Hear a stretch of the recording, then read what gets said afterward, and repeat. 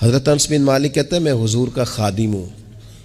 मेरी अम्मा खिदमत के लिए छोड़ के गई, पर हुजूर जब भी मुझे बुलाते कहते या बुनैया, ओ मेरे प्यारे बेटे।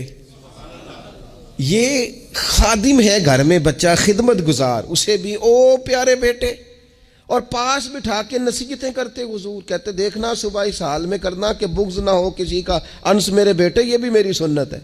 हज़रत उम्मे खालिद रज़ी अल्लाह ताला अन्हा कहती मैं छोटी सी थी, मैंने जर्द रंग की कमीज़ पहनी थी, मेरे अब्बा जी मुझे हुजूर के पास ले गए। कहती कोई अजीब ही नूर वाला माहौल था, मैं पहुँच गई तो हुजूर मेरा कुर्ता देख के ना तो कहने लगे कितनी प्यारी लग रही है बेटी। कहती मैं हुजूर की मोहरे नबुव्वत से खेलने लगी। मेरे अब्बा जी मुझे कहने लगे इधर हट, ये क्या कर रही है? तो हुजूर फरमाने लगे ठहर जाना, बच्चे तो बच्चे ही होते हैं, इसे खेलने दे। मैं खेलती रही और हुजूर मुझे दुआएं देते रहे।